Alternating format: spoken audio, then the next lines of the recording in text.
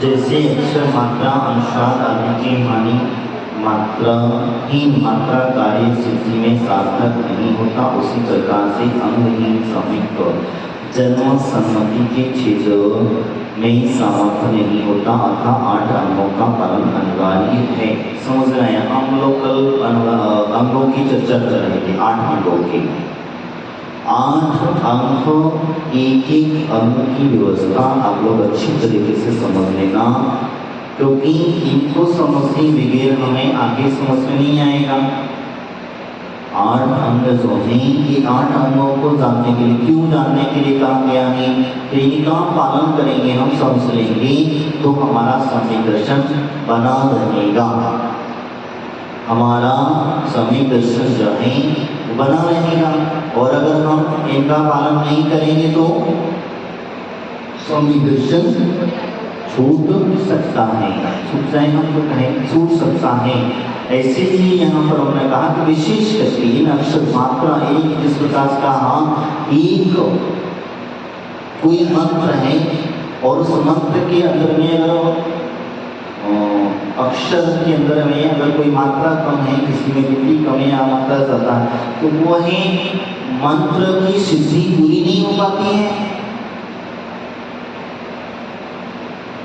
तो इसी प्रकार से जो है अंग अगर आपके पास में नहीं है तो आपके सम्यक दर्शन की सिद्धि पूरी नहीं की जाएगी, ऐसा इनका कहना है। अंगों का पालन करना अति आवश्यक है। ये 8 अंगों की व्यवस्था यहाँ पर कही। अब 13 नंबर की कथा में कहते हैं 8 मदों का वर्णन करेंगे।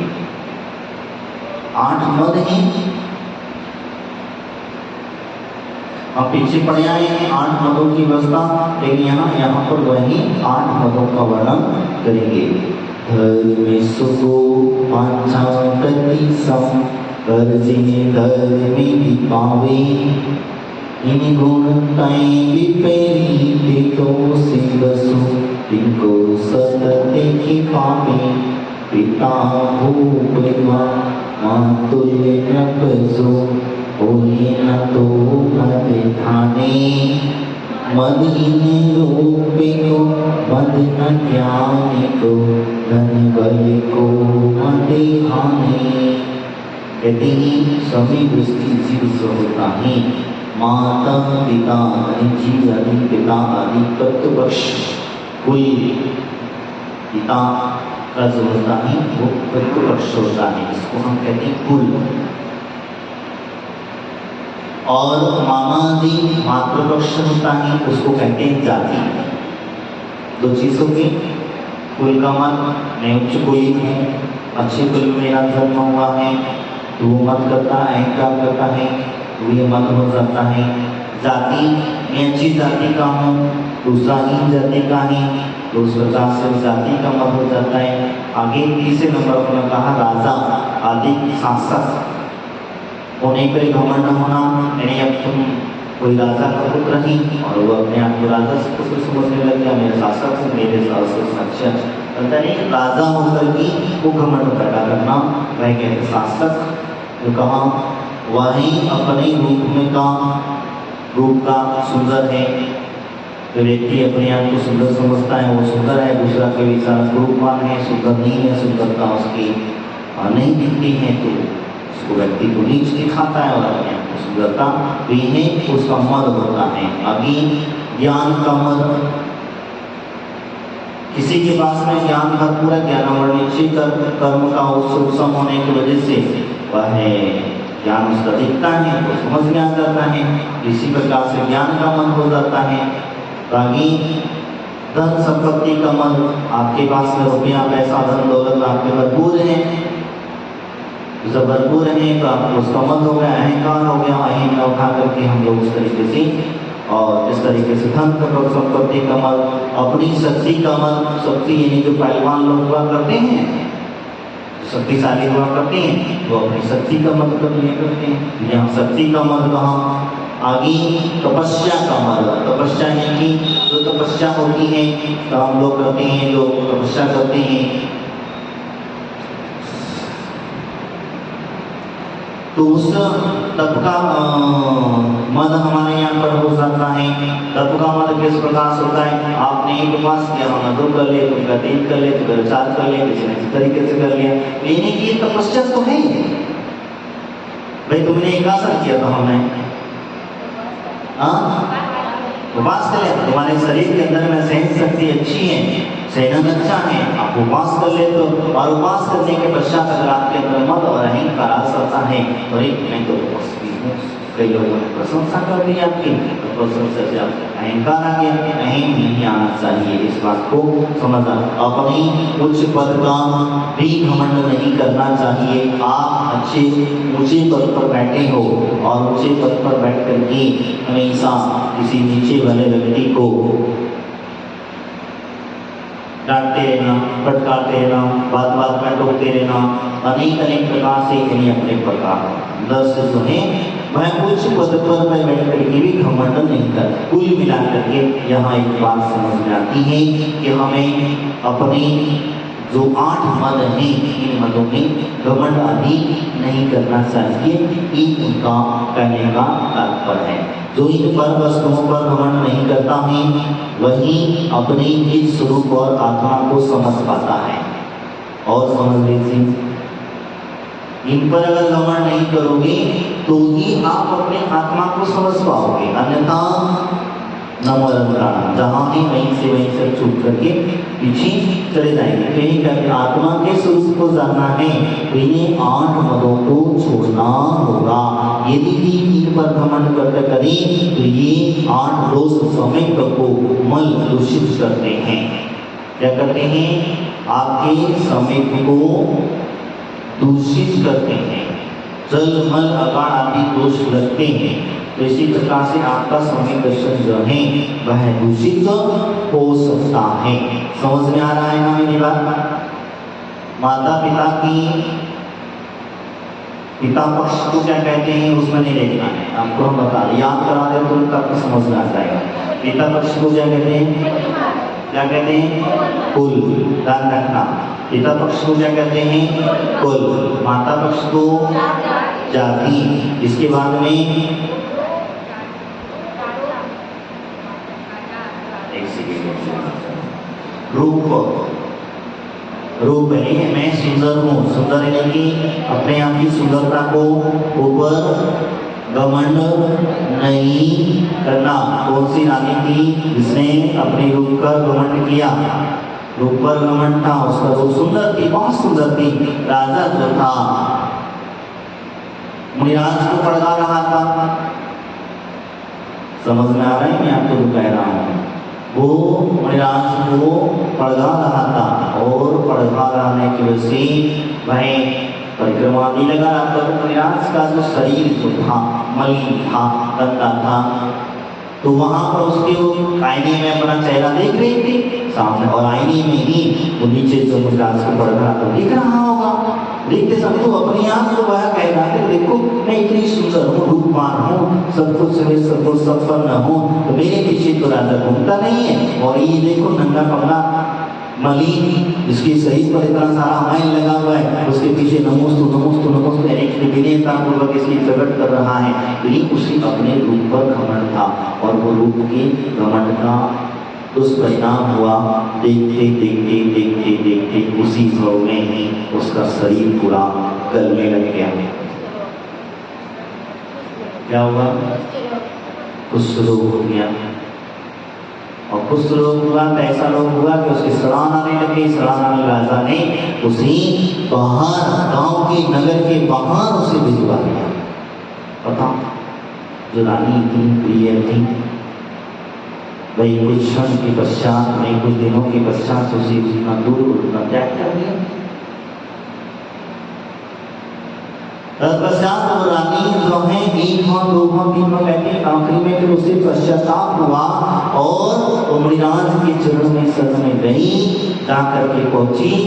जब कौन सी अवस्था में? जब वो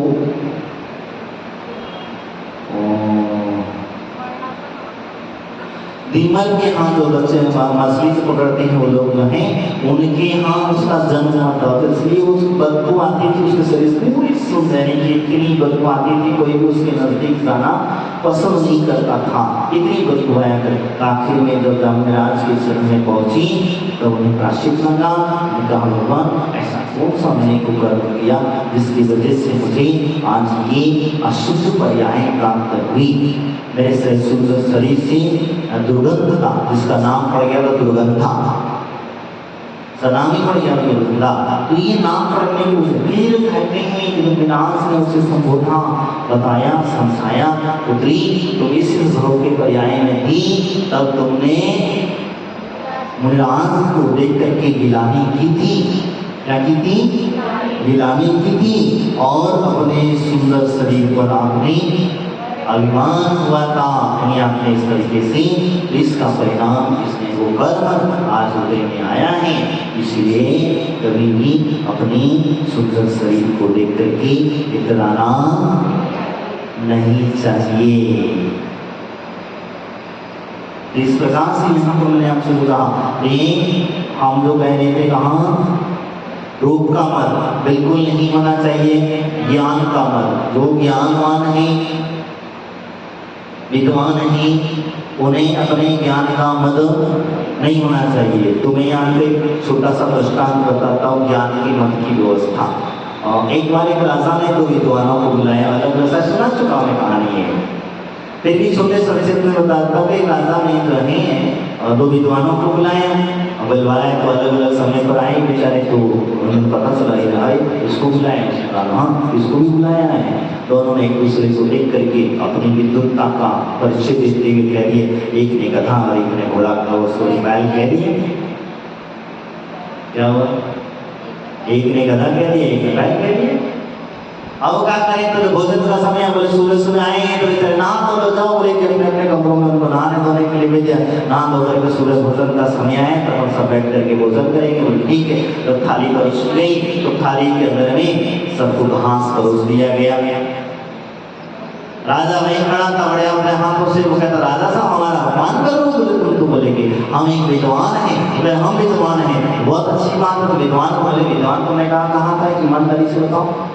बोले हमने एक ने कहा गधा, एक ने कहा बैल। तो बोले बैल और गधा ये खाता है तो ये खिला रहे हैं, हम तो मुश्किल से काम कर रहे हैं। तो कभी कभी ऐसा फंस जाता है। तो मेरा कहने का तात्पर्य यही है, विद्वान हो तो कभी अपने ज्ञान का अभिमान मत करना। अगर आपको आता है तो आता है, नहीं आता है नहीं आता है। तो हमारे गुरुओं आदियों के प्रति सम्मान, भगवान के प्रति सम्मान, आदर सत्कार हमारा होना चाहिए, उन्हें विनयता भी होना चाहिए। तो हमारा ज्ञान काम का ही। अगर ज्ञान के अंदर में विनय नहीं है तो समझना वो ज्ञान अहंकार में ज्ञान है और वो ज्ञान किसी काम का नहीं है। आगे उन्होंने कहा धन संपत्ति का आपका धनपति बना। भगवान ने आपके पूर्व होने की बदौलत आपके घर में धन दौलत सुख संपत्ति आदि सब कुछ दिया, पड़ोसी बेचारे कोई गरीब है, खाने को लाले पड़े, और तुम उसे दोस्त करके बड़े एक्शन में आते हो, एक्शन बताते बड़े कहते देखो हमारे पास इतना सारा सोना चांदी। हम लोग कहते अरे कई की बात तो धनवान दिखने के लिए बड़ी बड़ी मोटी मोटी गले में चेन पहन लेते हैं, सोने की चेन पहन लेते, बताते हैं कि ये करे हम धनवान हैं। हम अरे कोई ने मार दिया चेन तुम्हारी तो सारी धनवान की निकल के रहता है, सब बैठ रहे। तो कभी कभी होता है हमारी माताएं बढ़िया सुंदर सुंदर जेवर पहन लेती है, बड़े बड़े सुंदर महंगे महंगे सोने के बने हुए, तो ये बनाने दिखाने के लिए लोगों को देखो हमारे पास ये है, क्या दिखाना? सोना चांदी धन अपना दिखाओ, किसी को नीचे दिखा करके क्या मिलने वाला है? कुछ नहीं। ये धन यहाँ का यहाँ पर ही रह जाएगा। पूर्व का पुण्य है और पूर्व की पुण्य की वजह से आज हमें प्राप्त हो गया है, कल उसे प्राप्त हो जाएगा। आज वो पुण्य सच्चे करेगा कल वो प्राप्त है। और तुम्हारे पास पुण्य नहीं तो पुण्य का मैंने हमेशा कहा तो धन का सदुपयोग करते रहना चाहिए। पुण्य अगर आपके पास में है और धन आपके घर में है तो अगर आप दान आदि के माध्यम से उस धन का शोषण करते रहना तो तुम्हारे पुण्य तुम्हारा बना रहेगा, धन तुम्हारे पास बना रहेगा। नहीं तो कहीं ना कहीं किसी न किसी रूप में बाहर जाने के लिए कई रास्ते हैं, वो निकल करके चला जाएगा। तो फिर ठीक है, इस प्रकार से कभी भी धन का मद नहीं करना। आगे चलते, अब आगे कहा अपनी शक्ति का नहीं, शक्ति का, शक्ति मैं शक्तिशाली हूँ, बलवान हूँ नहीं, और सामने वाले व्यक्ति को निर्बल समझना, ये भी कभी मत समझना, ये मद है। तपस्या, मैं तपस्वी हूँ, मैं व्रती हूँ, मेरी आंखें इतने विक्रम है, मेरे उपवास में ये सब कर लेता, मैं एक सना नहीं, तो ये सब कभी भी अपने आप मुख से मत कहना। मेरे शरीर में सहन है इसलिए चल रहा, बाकी का नहीं है, नहीं किसी इशारा नहीं कर पाता कोई। हमारे के लोग कोई सारे एक आसन में उसके नानी नानी याद आ जाती है, और तुम्हारा नहीं तो तुम उपवास भी कर ले तो तुम्हारे चेहरे पर शिकन भी नहीं नजर आती। ये तो पूर्व का बुराई तो है, उनकी बदौलत में शरीर की शक्ति आती मिली है। तो इस शक्ति को सदुपयोग में लगाना, उन्हें उपवास कर लेते उपवास करना, एकासन कर लेते तो एकासन करना, तो इस प्रकार से करके। और लेकिन किसी को मत, किसी को गिनाना मत, तुमने इतने व्रत कर लिए, मैंने इतने उपवास कर लिए, मैंने ये कर लिया, मैंने वो कर लिया, ये कभी किसी को अपनी प्रशंसा अपने मुख से मत करना। अपनी प्रशंसा अपने मुख से बिल्कुल नहीं करना, इस प्रकार से समझना। अब आगे कहा तपस्या के बाद में उच्च पद, अगर आप कहीं कोई पद पर बैठ जाए तो अपने आप को उस पद लायक है तो ठीक है, नहीं अब उच्च पद पर आप बैठ गए ठीक है, कोई बात नहीं, आपकी सम्मान है, लेकिन आप दूसरों को ये दिखाने की कोशिश ना करें कि हम उच्च पदी हैं। आज तुम्हारे पास कुर्सी है, कल यही कोई भी चुरा लेगा, तो भरोसा है क्या? मैंने बीच में उदाहरण बताया था, 2-4 गाँव के नाम बताए थे। तो यहाँ क्या होता है?